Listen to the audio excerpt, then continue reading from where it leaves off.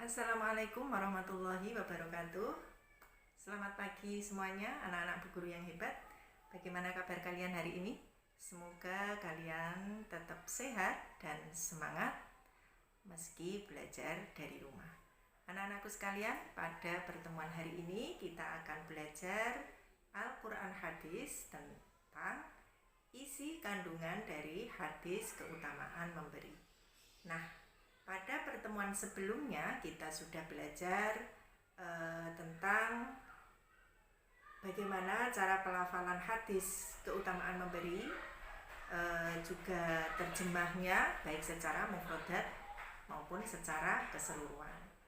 Untuk itu, sebelum kita membahas atau berdiskusi tentang isi kandungan hadis keutamaan memberi, mari kita bersama-sama melafalkan atau mengulang kembali melafalkan hadis keutamaan memberi.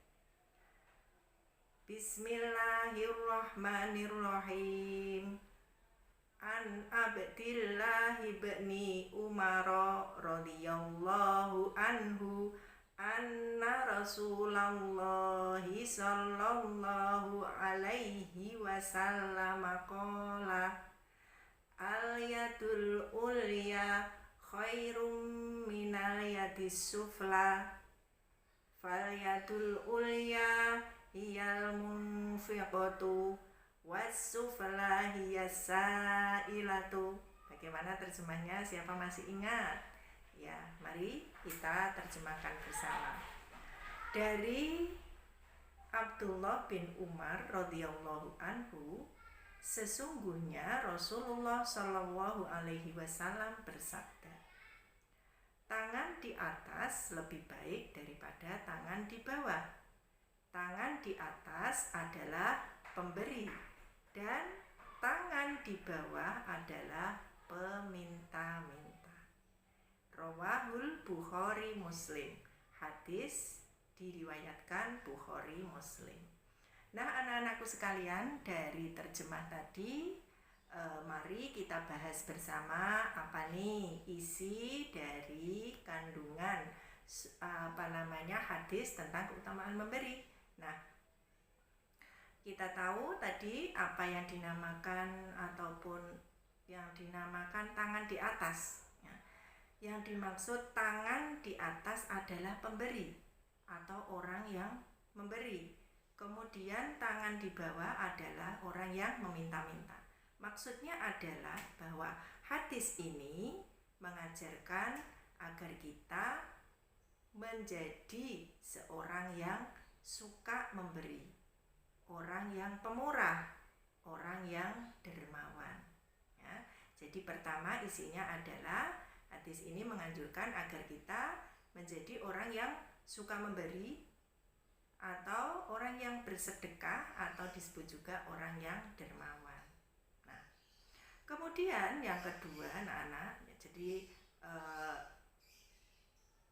isi dari kandungan hadis keutamaan memberi ini yang kedua adalah bahwa ketika kita memberi sesuatu kepada orang lain atau memberi bantuan kepada orang lain, hendaklah dengan hati yang ikhlas. Jangan sampai menyakiti hati orang yang kita beri. Nah, ini. Kemudian yang ketiga, ini juga menganjurkan hadis ini menganjurkan juga agar kita menjadi orang yang bekerja keras. Mengapa? Karena dengan bekerja keras, maka kita akan terhindar dari sifat peminta-minta. Nah, ini ya, jadi satu tadi dianjurkan agar kita menjadi orang yang suka memberi, yang suka bersedekah, yang suka membantu orang lain yang membutuhkan. Kemudian yang kedua, ini adalah kalau kita memberikan sesuatu atau bantuan kepada orang lain, maka hendaklah yang ikhlas. Jangan sampai menyakiti hati orang yang kita beri bantuan. Kemudian yang ketiga, tadi ya kita ulang bahwa kita hendaklah menjadi orang yang bekerja keras. Dianjurkan untuk menjadi orang yang bekerja keras, karena dengan bekerja keras kita akan terhindar dari sifat peminta-minta. Dan yang terakhir ini ya. Jadi kita dilarang untuk menjadi orang yang meminta-minta kalau memang tidak terpaksa.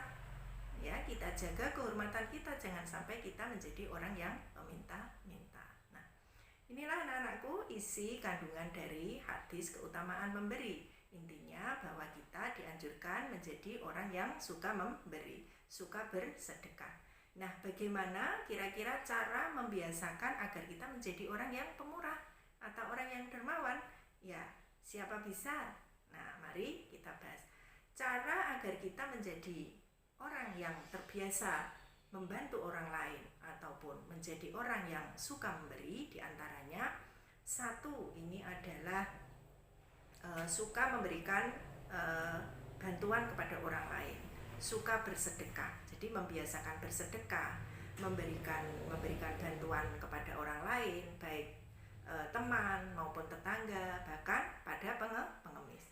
Kemudian cara yang kedua adalah ini menyadari bahwa semua yang kita miliki atau harta yang kita miliki di dalamnya adalah ada sebagian hak dari orang lain, yaitu termasuk fakir miskin.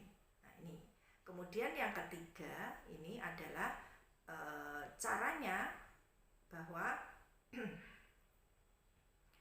sesuatu kebaikan yang kita lakukan, ya, yakin bahwa sesuatu kebaikan yang kita lakukan akan mendapatkan balasan kebaikan dari Allah. Ya, bagaimana? Sudah paham sampai sini? Bagaimana cara kita menjadi orang yang dermawan atau pemurah? Mari kita ulangi satu, apa tadi?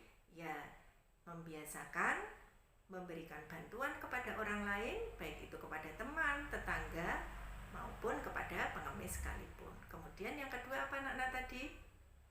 Ya, meyakini bahwa di dalam harta yang kita miliki atau sesuatu yang kita miliki ini adalah amanah dan ada sebagian hak dari orang lain, termasuk fakir miskin. Dan yang ketiga ini adalah tadi bagaimana caranya? Ayo, siapa ingat? Ya, yang ketiga ini adalah yakin bahwa apa yang kita lakukan, kebaikan yang kita lakukan pasti akan dibalas oleh Allah dengan kebaikan.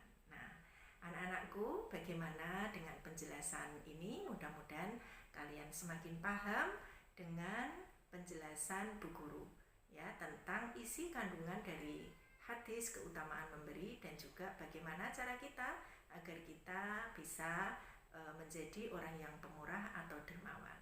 Nah, anak-anakku, silahkan nanti kalian bisa mempraktikkan dalam kehidupan sehari-hari. Sudahkah kalian praktikkan menjadi orang yang suka memberi? Dan ingat, kalau tidak terpaksa, jangan menjadi orang yang meminta-minta. Perlu dicatat, jadilah orang yang dermawan. Anak-anakku, terima kasih pertemuan pada hari ini Bu Guru akhiri. Mudah-mudahan apa yang kita pelajari pada hari ini bermanfaat. Dan silahkan nanti kalian pelajari lagi, berulang-ulang ya di rumah, bisa berdiskusi dengan teman maupun orang tua. Terima kasih Bu Guru akhiri. Wassalamualaikum warahmatullahi wabarakatuh.